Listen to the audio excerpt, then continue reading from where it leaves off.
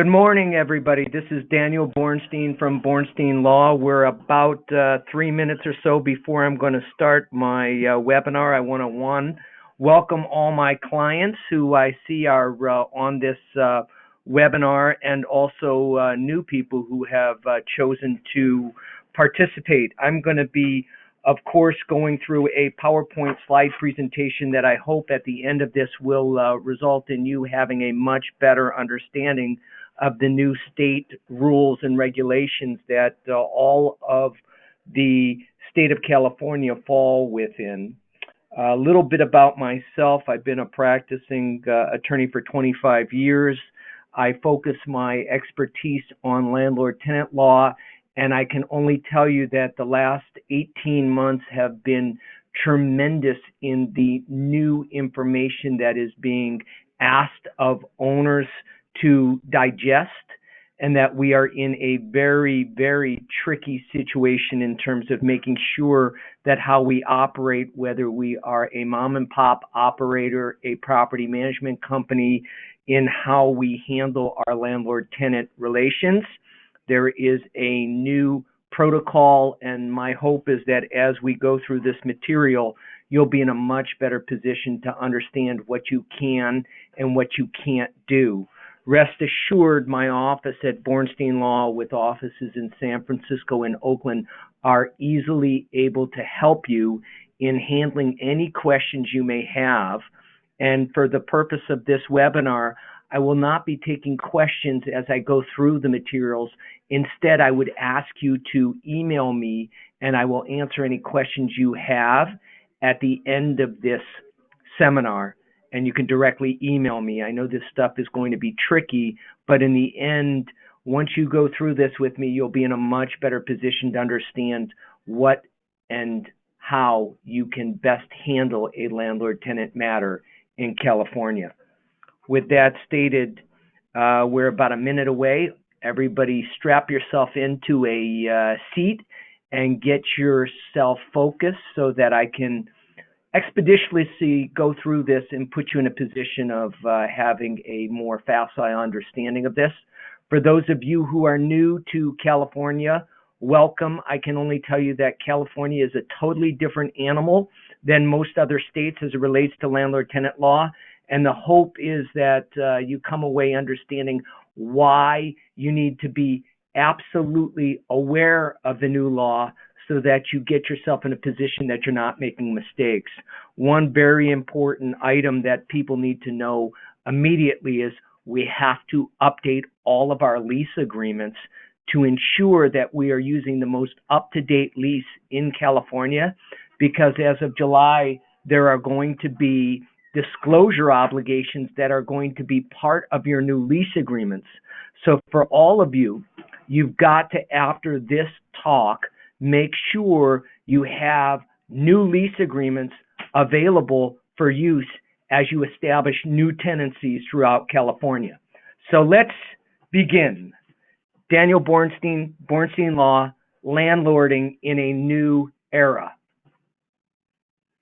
What we're going to cover today is the state rent control rules and also the state just cause eviction rules. And what we mean by that are there are two different separate elements to the new state law. There's rent regulation, and there's ways in which you can terminate a tenancy, which allows you to terminate, but you've got to be familiar with the rules. So when we talk about the new state ordinance, we're actually talking about two separate things. Under what conditions you can raise the rent and how much, and under what conditions you can terminate a tenancy in California. After I go through this cumbersome process, I'm going to touch upon tenant buyout agreements, because as we face more regulation throughout California, the easy segue is transitions of tenants through voluntary agreements become that much more appropriate, smart, and prudent as you decide how you handle a tenant in transition or a property where you want to potentially sell it. At the end, typically when I have a face-to-face seminar, I do a question and answer session. In this webinar, what I'm going to invite is all of you to email me, and I will work and respond to emails after this 1 hour approximate seminar. So with that, let's jump in. State rent control. When we talk about state rent control and just cause eviction rules, you have to recognize the following. All residential rental property in California are subject to the new state law unless they are exempt. We will go over the exemptions, but let me say that again. All residential rental property in California are now subject to the rules that have just come into place unless they're exempt. When you circulate throughout California, you see a multi-unit property in Walnut Creek, you're going to immediately be able to say, hey, that's subject to state rent control unless exempt. You see a property in Pittsburgh, California, you say, hey, that property is subject to the ordinance unless exempt. The next threshold issue, which I want you to be familiar with, is in order for a tenant to be protected under the state ordinance, they must be in possession of the unit 12 or more months. And I'm going to be giving you a little bit of strategy. Because tenants must be in possession of a unit 12 or more months, there's nothing prohibiting you from entering a new relationship with a tenant and signing a month-to-month agreement or a 10 or 11-month agreement. And on the 11th month, you can decide not to renew the lease, and you have not fallen into a situation where you're subject to the state rent control or just cause eviction rules. So you can have a tryout period with a tenant before they are entitled to the protections of the state rent control and just cause eviction rules, which means maybe as a landlord or property manager, you may decide that you want to have a tryout period with new tenants, and instead of signing a 1-year lease agreement, you sign a 10-month agreement. Once that 10-month expires, you've got a decision to make. Are you renewing the lease? Are you allowing them to go month to month or not? But once they pass that 12-month period, they've got the protections of the ordinance.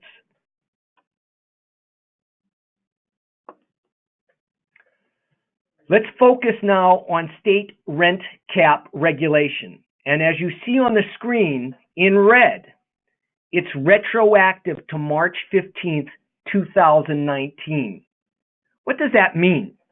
Well, the law became effective January 1st, but for the purpose of rent increases, it's retroactive to March 15th, 2019. I'll explain what that means. The general rule is as follows. 1, the maximum rent increase in any 12-month period is 5% plus the consumer price index, or 10%, whichever is lower. What that means is you're looking at typically about a 7 to 9% increase on a yearly basis, sometimes a little less, sometimes a little more, but never more than 10%. And there are no more than 2 increases in any 12-month period. Importantly, if you were managing property as of March 15th and between March 15th of 2019 to January 1st, you had a tenant in possession of a multi-unit property and they had lived there over a year, and in July you raised the rent 15%, you're in conflict with the current law. In the event that you have raised rent between March 15th to January 1st over 10%, please contact my office, because you're going to have to roll back that rent to make it consistent with the appropriate increase that's permitted. And there is a protocol to follow. And it is strange that a law comes into effect January 1st, but is retroactive to March 15th. The public policy behind this is that knowing that this legislation was coming in January, Sacramento politicians and the tenant community were concerned that if landlord knew that January 1st would be the time that this rent regulation came into effect, they didn't want a deluge of massive rent increases. So what they did was make this law retroactive backwards. So I need you to look at your properties, look at rent increases, and turn around and ask yourself, was there a rent increase in the period of March 15th to January 1st that went over the limitation listed below? If you've got a 15% increase, we've got to deal with it. If you've got 11% increase, we've got to deal with it. Now, one question that may arise from people is, well, who's going to enforce this? How are people going to know that there's an improper rent increase? Let me give you an example. If you made the mistake of raising rent 20% in July of this year on a 5-unit property in Walnut Creek, and the tenants had lived there over a year, and then in June of 2020, the tenant doesn't pay the rent, and you hire my office to serve a 3-day notice to pay rent or quit. If we didn't catch that increase that was impermissible, we make a demand for rent inclusive of that 20% increase. The tenant doesn't pay the increase, doesn't pay the rent, and we file an unlawful detainer action or an eviction action in August of 2020. The tenant, getting free legal representation from Eviction Defense Collaborative, La Raza, Berkeley Community Law Center, looks at the history of the tenancy and realizes that you imposed an increase of 20% after March 15th. And what happens is, in your unlawful detainer litigation, they discover you have an improper increase and you lose the non-payment of rent case because your demand for rent is too much. You're not entitled to seek that rent. And so what is likely to happen is that these items will be policed not at a state rent control commission board, but through the courts. And that's why when you as an investor are looking at new properties throughout California, you're going to have to do your due diligence and look at rent increase history for each unit that is subject to this rent control regulation and ask yourself, are they compliant with the actual rent caps, or are they out of compliant, paying particular attention to the March 15th to January 1st date? Because if you've got an improper increase, you need to roll it back. Interestingly, a landlord who has an improper increase during this period of time can still collect the increase, doesn't have to pay it back through the period of March 15th through January 1st, but has to notify the tenant of the proper amount and thereafter collect only the proper amount of the rent. I understand this is tricky, but most importantly, remember, you are now subject to rent cap regulations in California unless the property is exempt. Let's go over the exemptions now. And remember, we are only talking about rent increase regulation, not just cause eviction rules.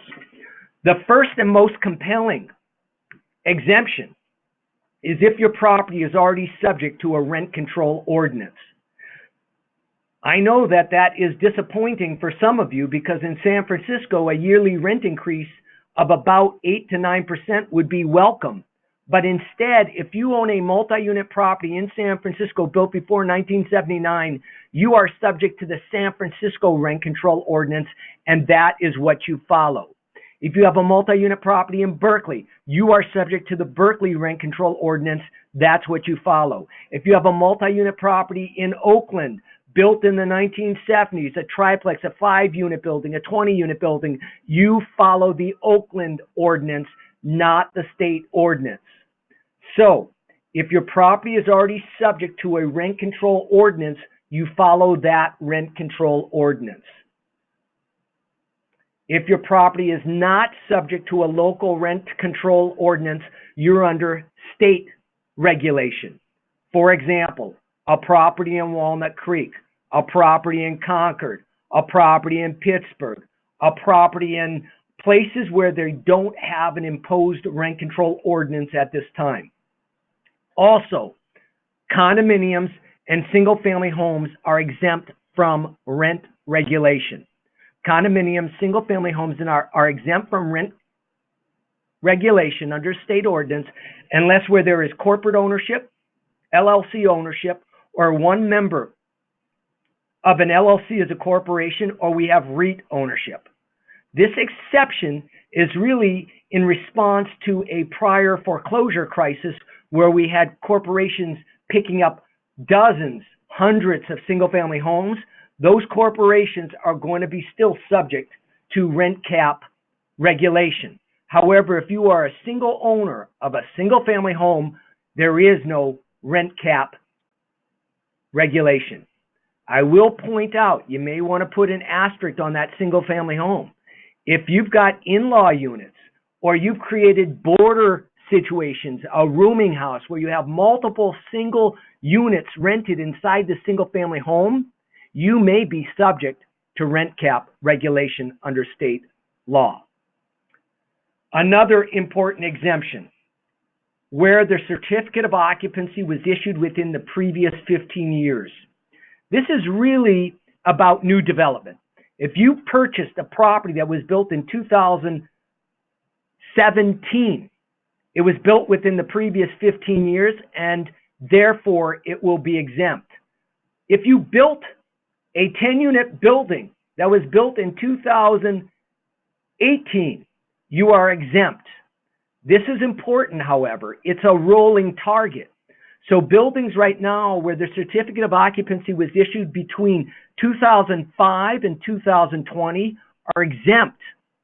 But if you have a property that was built in 2005, next year, 2021, the exemption is going to accrue for properties built in 2006 to 2021. Therefore, your property is going to be subject to rent control. So what's going to happen is new developments are going to have a protection for 15 years, and then they're going to attrition out and become rent regulated. The most important thing for you who are property managers are to ensure that you know the age of your building. And if you've got a wobbler, something that may have been built 2004 through 2007, you've got to know, because you've got to know if you're exempt or not. Public housing exempt, dormitories for educational institutions, duplexes where one owner lives in one unit since the beginning of the tenancy. What does that mean? If I buy a duplex and I live in one unit and the other unit is vacant, if I sign a new lease with a tenant, that tenancy began while I was living in the unit, and therefore that unit is exempt from rent cap regulation. That's different than if I buy a duplex that's both tenant occupied, I move into one of the units, the tenant pre-existed me, that tenant is still going to be subject to rent control regulation until that unit becomes vacant. You remain in the other unit, and then you re-rent that unit to a new tenant. Very important. Bottom point. The disclosure regarding the exemptions must be disclosed in leases effective July 2020.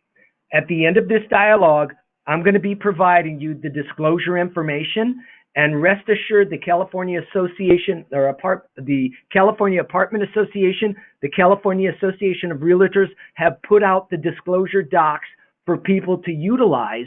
I myself at Bornstein Law have also prepared disclosure docs for you folks to utilize. We want to make sure you understand if you fail to disclose your right to an exemption, you may be subject to rent regulation, even though your building should not qualify for that obligation.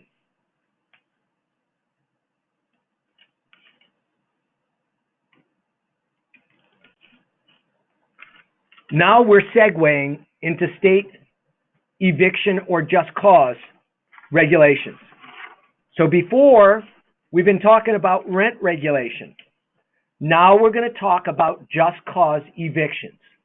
As I've stated before, all residential rental property in California are going to be subject to this regulation unless it's exempt. And we're going to go first over what the just causes are, and then we're going to talk about the exemptions. The just causes are pretty obvious. Non-payment of rent, breach of a lease covenant. And for a breach of a lease covenant, the tenant must be provided the opportunity to cure. What this means for a breach of a lease covenant is, again, get yourself the best leases possible. You need to upgrade your leases. If you're using a one-page California Association of Realtor residential lease agreement, you're making a mistake. The leases that we are using out of our office are 14-page leases. We want to make sure all the covenants that we think are important for a tenant-landlord relationship are embedded in the lease in order that we can enforce the covenant if necessary. With just cause eviction rules under state regulation, an important point. An owner who has a month-to-month tenant in a multi-unit property in Walnut Creek who wants to sell the building vacant cannot just terminate a month-to-month tenant because the lease says you can terminate. It's not a just cause. And that's where we get ourselves into this aggravation. A just cause is listed below. The owner's desire to have a vacant unit and terminate a month-to-month tenant is not a just cause. And that's where this ordinance becomes pernicious, because most people expect that they're entitled to enforce their lease agreements. Well, unfortunately, a month-to-month tenancy can only be terminated if you have a just cause. Let's continue. Waste. Someone who floods a property, or a fire, even if it's by accident, that causes damage to a property, could be deemed to have engaged in waste, and you can terminate the tenancy. Failure to renew a lease. If you sign a one-year lease agreement with a tenant, at the conclusion of the one-year lease, if you offer the tenant the opportunity to renew the lease under the same terms, same lease agreement, but for just a rent increase, and the tenant will not renew the lease, that is a just cause. Criminal activity, assignment subletting, failure to provide access after being given written notice to cease, using the premises for an unlawful purpose, such as using the premises for a house of prostitution, using the premises for drug dealing, using the premises for something that violates the law. Another one is a tenant failure to vacate after a tenant provides notice of termination.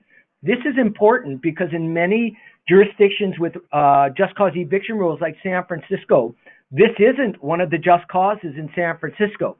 What this means is, if your tenant who has lived in a property over 12 months gives you notification that they are terminating their occupancy, they're moving out, they're giving you notice, what you want to do is immediately accept notice, set up a time to inspect the unit as a pre-move out inspection, and document that, because if the tenant changes their mind, it's a just cause to evict if they've given you notice that they're vacating and they don't vacate. The last one is an occupant's failure to vacate after termination of employment. This is important. This is for those of you who have residential managers in units. So if you are managing or owning a property 16 units or more, and you have the obligation to provide a resident manager or someone seemingly in charge at the property, if you terminate their resident manager role, you can expect to enforce the removal of that person from the premises after you've properly terminated their employment. Happy to help you out on any of these just causes. Let's move on to the next type of terminations that are contemplated under state regulation.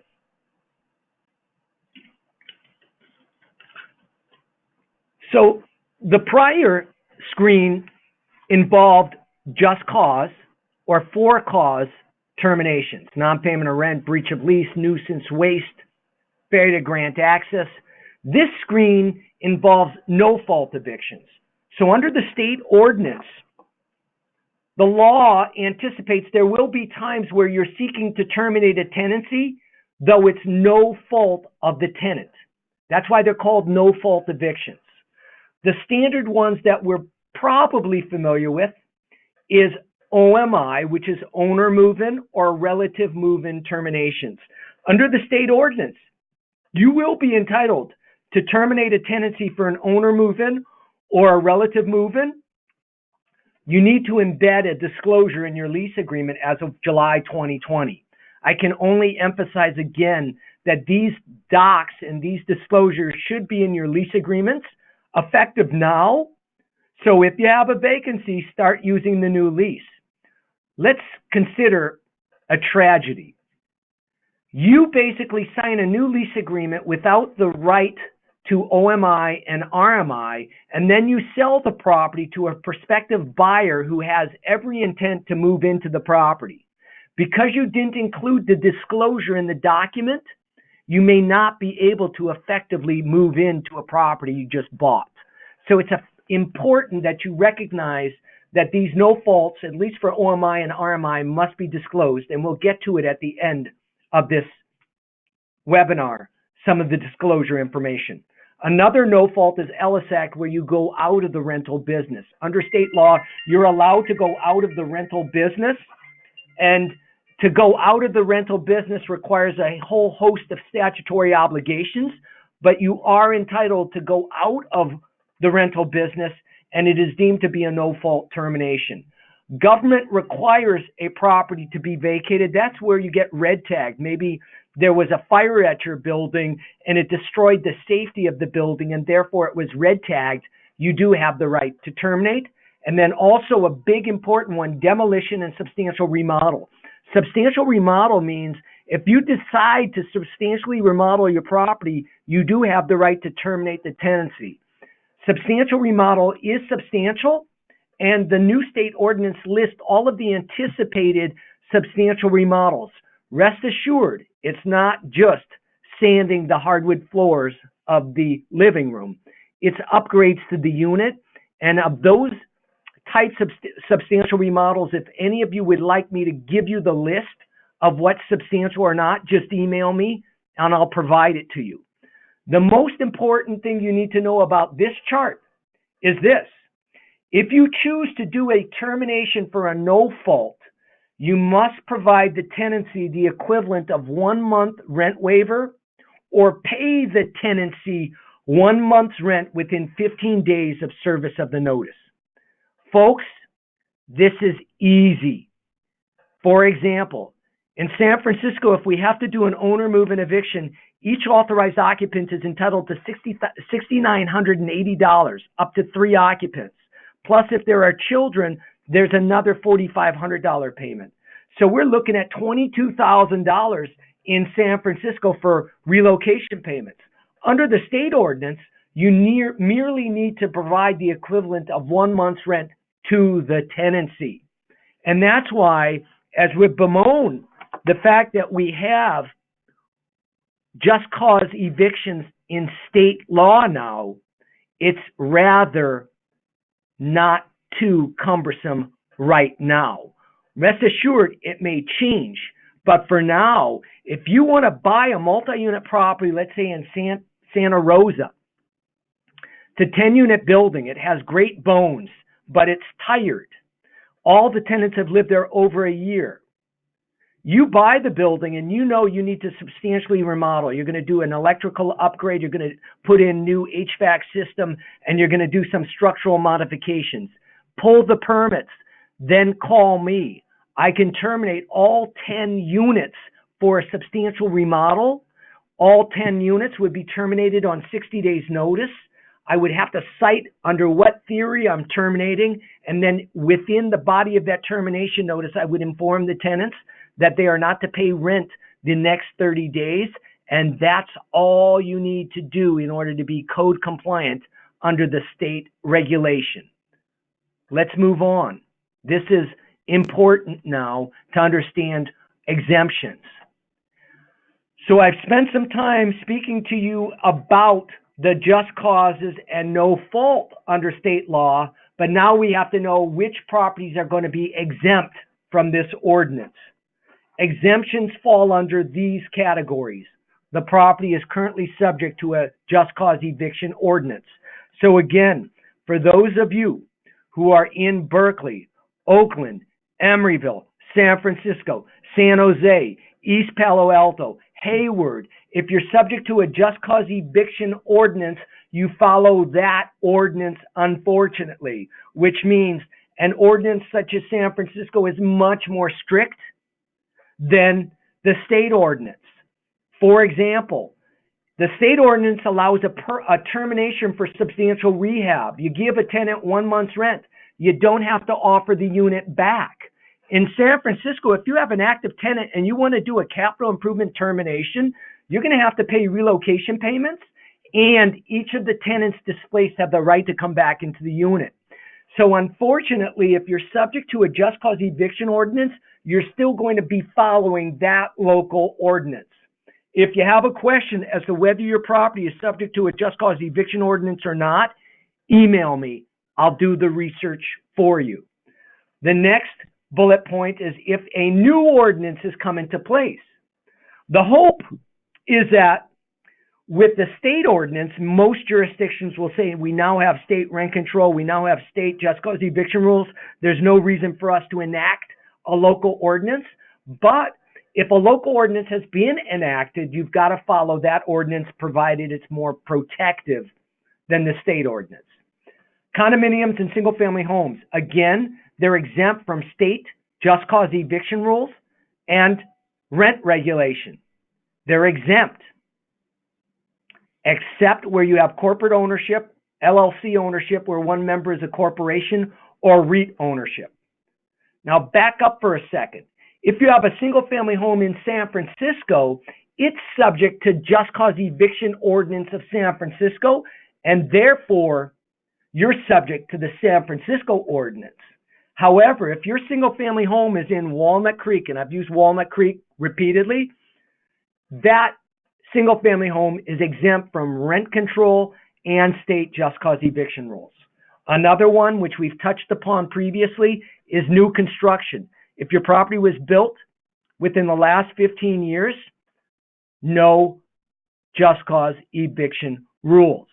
Remember, again, a property can segue out of this protection or exemption when it becomes 16 years of age or 18 years of age. And to emphasize, if you're a property management company, you've got to go into your portfolio and look at when each of your properties were built so you know whether you're exempt or not. And you're going to also have to know when you become subject to the ordinance if you've got new construction that is going to segue into a over 15-year age. Public housing entities, dormitories, duplexes, as we've touched upon, transient or tourist units, nonprofit facilities such as elder care and hospitals, tenants who are roommates of the owner. So an owner who resides in a property and they have tenants in the property, you're exempt. And then another one, owner-occupied single-family home with a existing accessory dwelling unit. That accessory dwelling unit is going to be exempt from just cause eviction rules. And again, in red, you must disclose the exemption in the lease agreement commencing July 2020. What I would recommend is for existing leases where you have existing tenants, you're going to notify the tenants of the disclosure by posting the disclosure on the door of each unit and mailing it to the tenants, unless you can get them to sign the doc as they come into your office. Or if there's a lease renewal, you would add that addendum to the lease renewal. If there's a new tenancy, you're using the new lease agreement. Let's move on. So now we get to the disclosure requirements. For a single family home or a condominium unit, the tenant has to be provided this written notice. If the tenancy existed before July 1st, 2020, the notice above has to be, but it may, but is not required to be part of the rental agreement. My suggestion, obviously, is if you've got a vacant single-family home or a condominium unit, make sure you have this disclosure in the new lease agreement. If you've got existing single-family home tenants or condominium tenants, my suggestion is that you basically turn around and give them this notice at some point in time. In the future, when there's a vacancy, you're going to sign a new lease agreement with this disclosure embedded. The question that is unknown is if you fail to provide this disclosure, you can expect that tenants are going to claim that they're subject to rent regulation because the disclosure requires you to provide this. And rest assured, over the next decade, I'm going to have a ton of owners who are not following the news, who may be out-of-state owners using old lease agreements without this disclosure, and they're going to tell me to raise the rent on a tenant, and I'm going to say, let me see your lease. And I'm not going to find the disclosure, and then we're going to have a heart-to-heart about what the repercussions are of the failure of including this disclosure in the document. Let's move on. Rent increase.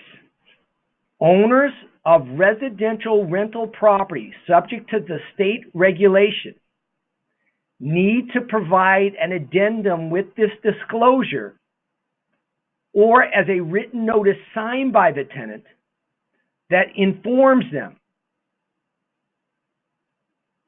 that your rent can be increased. Again, if you fail to provide this, you are now going to be potentially subject to the limitations, even though you should be exempt. We have these disclosures available. If you'd like it, just email me and I'll send it out to you. The disclosures are key as part of your property management due diligence for any new tenancy or existing tenancies. So you all have some homework to do with your existing tenants to make sure you're providing this information. Go ahead.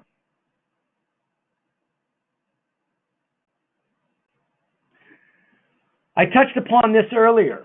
I told you that in order to preserve your right to an owner move-in or a relative move-in, you're going to have to provide this notification that the tenant specifically allows for an owner to terminate for an owner move-in or a relative move-in. And if you fail to have this embedded in your lease or the tenant fails to agree to move, you're not going to be able to effectuate this no-fault termination.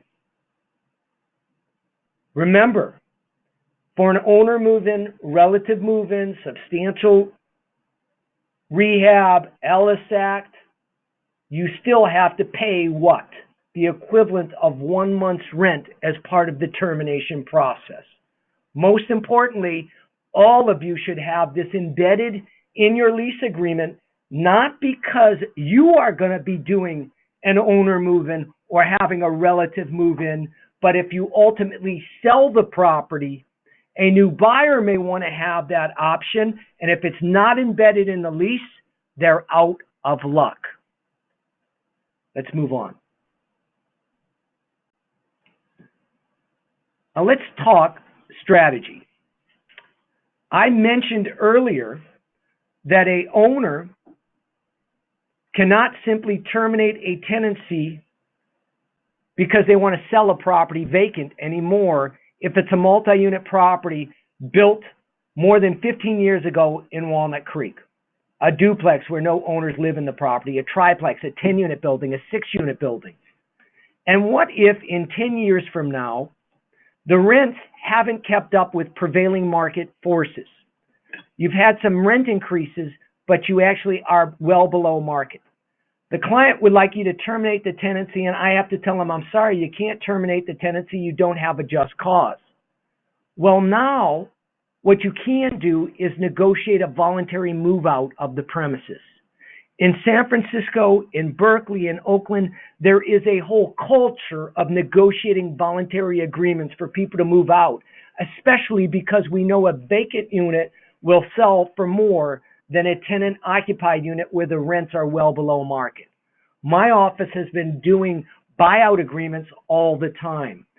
As we look at the new state rules and regulations, what we think is going to happen is that there's going to be more and more buyout agreements because there's going to be an incentive to actually have these vacancies because the value of a vacancy will increase with this over-regulation.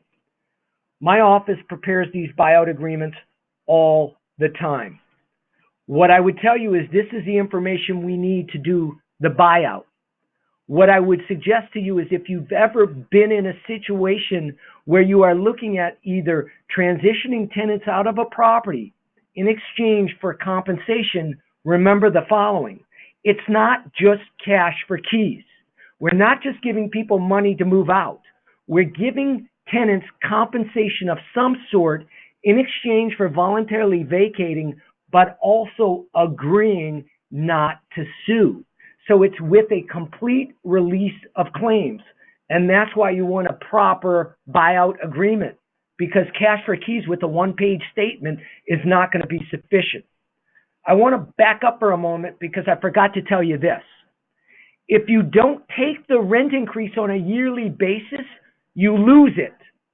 In jurisdictions with, some of you know, in Berkeley and Oakland and San Francisco, you can bank the percentage increases over time under the state ordinance.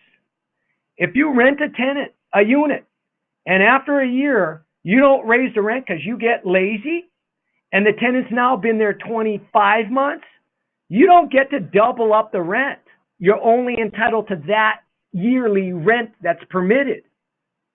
So it behooves you as best practice now to keep a consistent basis for raising rents on a yearly basis. That's because if you don't use it, you lose it. Remember, regardless of what jurisdiction you are in, whether it's a rent-controlled jurisdiction such as Berkeley or a state-regulated jurisdiction such as Walnut Creek, when you have a vacant unit, you can always set the market rent. Let me say that again. When you have a vacant unit, you can always set the market rent. The new state regulations, whether it's rent control or just cause eviction rules, have not changed the eviction process. The process remains the same. It remains the same whether you're in Berkeley and Alameda County, whether you're in San Francisco and you're in San Francisco County, or whether you're in Contra Costa County, because we are at the local courts, the county courts. So regardless of what regulation you're under, we still have the same process. And let's go through this relatively quickly. So we have, let's say, a multi-unit property in Walnut Creek. The owner just bought the triplex. The tenant on the top unit is a month-to-month tenant who has lived there 25 months. The new owner wants to move into the unit. Can the new owner move into the unit? If the lease agreement is proper with the proper disclosure, the owner can do an owner move-in. Because the tenant has lived there more than a year, it's a 60-day notice of termination. You hire my office. I serve the termination notice. I inform the tenant the owner seeks to move in. I give the tenant notification that they're entitled to the equivalent of one month's rent waiver. And after 60 days, if the tenant moves out after I serve a proper notice, the matter's over. The client is thrilled. I've done the work. The tenant's out. They think I'm a magician. In reality, we're lucky. The tenant left in 60 days and there was no need to move the tenant out through a eviction process. If the tenant doesn't move out, we've waited 60 days, the landlord can then file what's called an unlawful detainer action. The tenant is unlawfully detaining possession of the unit. From the time a landlord files an unlawful detainer action to the time of the vacancy or the eviction, you're looking at another 6 to 12 weeks, maybe even more. 2 to 3 months, sometimes 4 months. So if we back up from the start of the 60-day notice, it could be a 5-month process. And that's where it takes a long time to accomplish the vacancy. This chart allows you, if you ever retain my office, to give me a call in the middle of a landlord-tenant dispute and say, Mr. Bornstein, where are we in the process? My hope is that we don't have to get to the process because, for instance, tenant didn't pay the rent. I serve a 3-day notice to pay rent or quit. The tenant moves out. Matter's over. Or the tenant pays the money. If the tenant doesn't pay the money and doesn't move out, then we have to file the unlawful detainer action, and we're looking at 6 to 8 weeks. Some new laws that you need to be familiar with that have recently come into effect in California is this. Where you have a right to an over 10% increase, such as a single family home, it's now on a 90-day notice. Before January 1st, it was a 60-day notice. Increases over 10%, such as for a single family home, a condominium unit, or a newly constructed property, 90 days. Under 10%, not 90 days. Next, 3-day notices. As of September 1st, 2019, 3-day notices, you count court days. You do not count the weekends or court holidays. For example, if a tenant doesn't pay the rent in January, if I serve the notice today, which is Wednesday, I can count Thursday, Friday.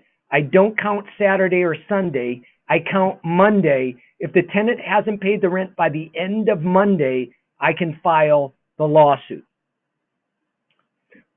Let's back up and see how this becomes delayed.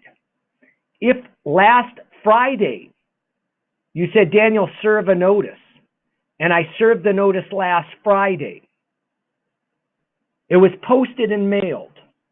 Saturday I cannot count. Sunday I cannot count. Monday I cannot count. It was MLK Day. The first day of the count is Tuesday, Wednesday, Thursday. If the tenant hasn't paid by tomorrow, on Friday, I can file the lawsuit. So these are no longer 3-day notices. They are actually 3 court day notices, and be aware that you don't count holidays. Another rule, unlawful detainer or eviction lawsuits. We are now no longer, when we serve an unlawful detainer action, the tenant has 5 days to respond if we personally serve it.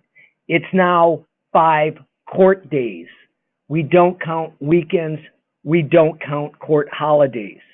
What these new laws do is elongate the unlawful detainer process, costing owners more money in unpaid rent and giving tenants more time to either come up with the rent or more time in the litigation process to find another place to go, all at the expense of owners who during an eviction action cannot collect the rent, because if you deposit the rent, you lose the case.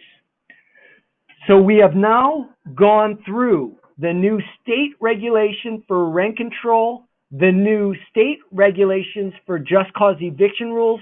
We've talked about the exemptions. We've talked about the disclosure requirements. I briefly touched upon tenant buyout agreements and the eviction chart. And I presume many of you may have questions. I want to say the following. It's my pleasure to help you out. I've always made it a mission to educate my clients and those people who are involved in the real estate industry to learn about the rules. It's very important.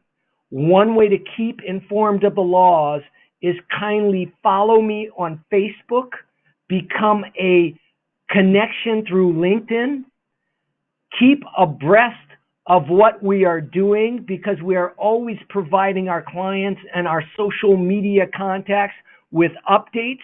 And we look forward to conducting more webinars so we can educate you time committed so that you don't have to migrate to a third fixed location and you can do this in the comfort of your home.